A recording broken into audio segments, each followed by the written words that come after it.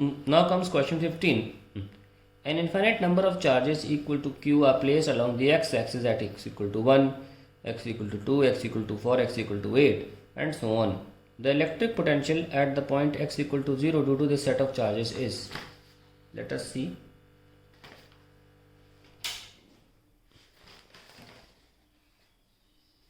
यहाँ पर निकालना है 1 पे, 2 पे, 4 पे, 8 पे, फिर 16 आएगा, कॉमन सेंस ही कहता है, एंड सो ऑन.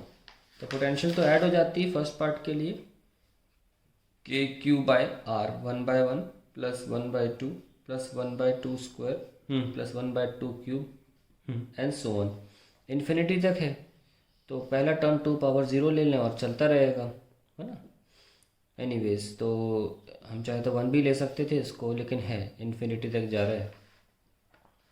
तो इन्फिनिटी में क्या होता है हमको पता है, इन्फिनिट जीपी है. ये जीपी है जिसमें कॉमन रेशियो जो है 1/2 है, पहला टर्म जो है वो 1 है ना. So we can find out the sum of infinite GP is a 1 minus r.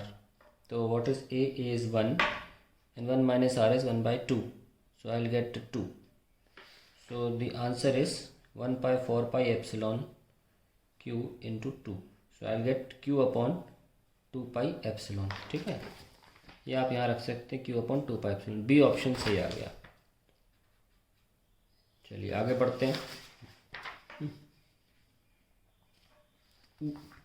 अब इलेक्ट्रिक फील्ड पूछिए 0 पे, उसमें सॉल्व कर लेते हैं. इसमें बस इतना ही फ़र्क आएगा कि the electric field is nothing के क्यू बाय आर स्क्वायर.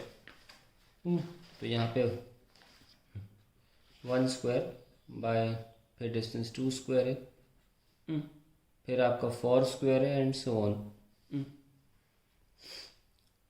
एक और लिख लेते हैं 1/8 स्क्वायर एंड सो ऑन, क्योंकि 8 था अप टू इन्फिनाइट टर्म्स.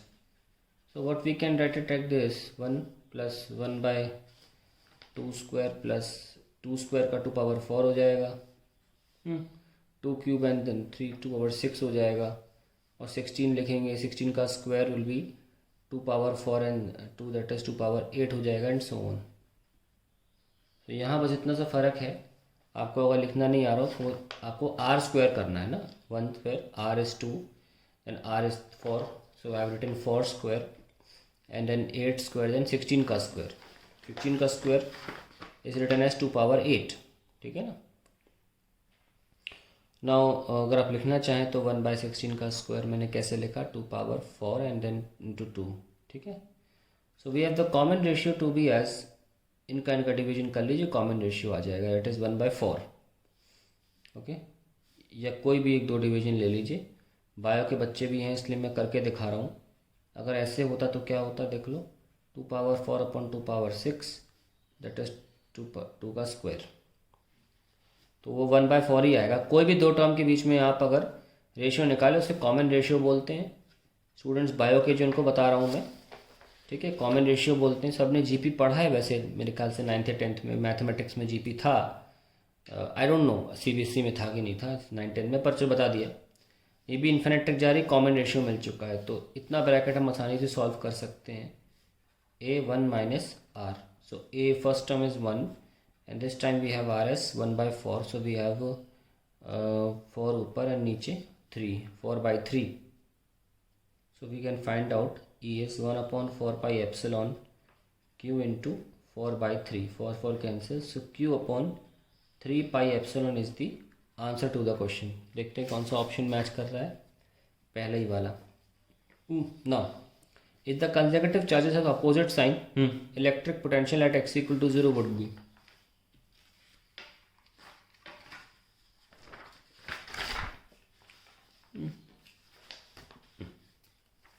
तो थर्ड पार्ट देखिए.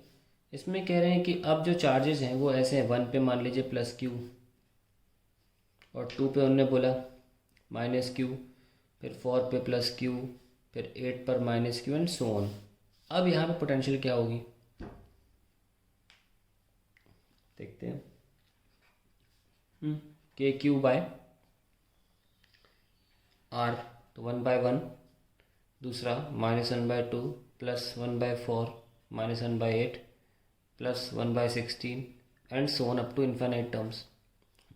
तो ये 1 है प्लस 1/2 स्क्वायर है, ठीक है। फिर ये आ जाएगा 2^4, फिर 16, फिर माइनस 1/32 आएगा। 4 8 2 8 एंड 32, वो माइनस में आएगा, प्लस में 64 आएगा। 64 2^6 होता है, तो ये भी इन्फिनिट तक जाएगी ना, ये भी।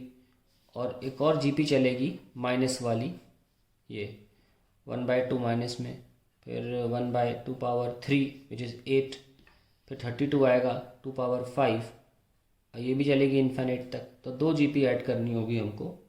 तो एक हमने पॉजिटिव टर्म की जीपी लिख ली और एक हमने नेगेटिव टर्म की जीपी लिख ली है।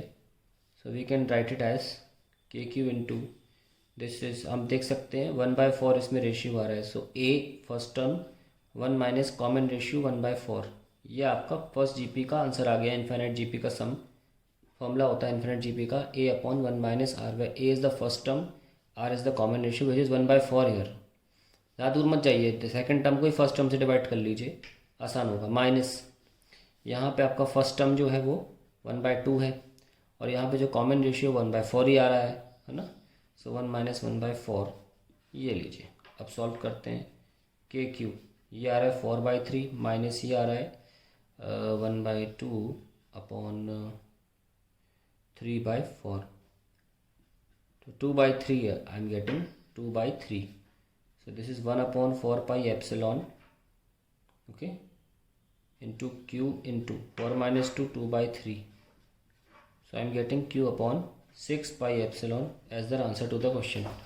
यहाँ ऑप्शन कौन सा मैच कर रहा है? लास्ट वाला D, ठीक है। अब हमारा एक और फाइनल क्वेश्चन बच जाता है, ऐसे electric field.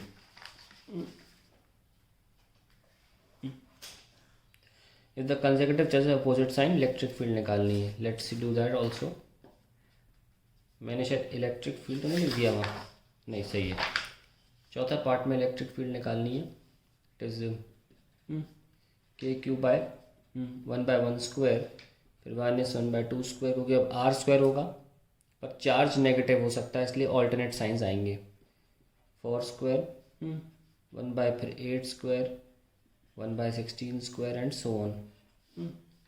So we have KQ, पहले हम पॉजिटिव वाले टर्म लिख लेते हैं, 1 + 1/4 square plus 1/16 square and up to infinity. Minus वाले टर्म्स आ जाएंगे 1/2 square plus 1/8 square and so on to infinity. Now we can simply solve these two terms. तो इसके लिए S इन्फिनिट GP के लिए first term is A 1 minus 1/4 square. पहले term को डिवाइड कर दे 1 से, वही आपका आंसर होगा, common ratio. So I am getting 16/15, ठीक है। S infinite GP 1, S infinite GP 2, this will be 1/2 square upon 1 minus, अब 1/8 स्क्वायर डिवाइड बाई 1/2 स्क्वायर करें, 1/64 divide by 1/4, I am getting 1/16, same आ रहा है। This is 1/4 upon 15/16, so I am getting 4/15 as the common ratio। दोनों को minus करना है, तो 1/4π into Q, this is 16/15 minus 4/15, that is the infinite GP। तो 12/15 आ रहा है, Q upon 4π into 12/15, this is 4 3s are 3 5s are, so I am getting Q upon 5π newton पर coulomb as the answer. You can write कौन सा आ रहा है, 5 वाला। तो ये चारों पार्ट हमारे सॉल्व हो गए। अच्छा क्वेश्चन है, ठीक है।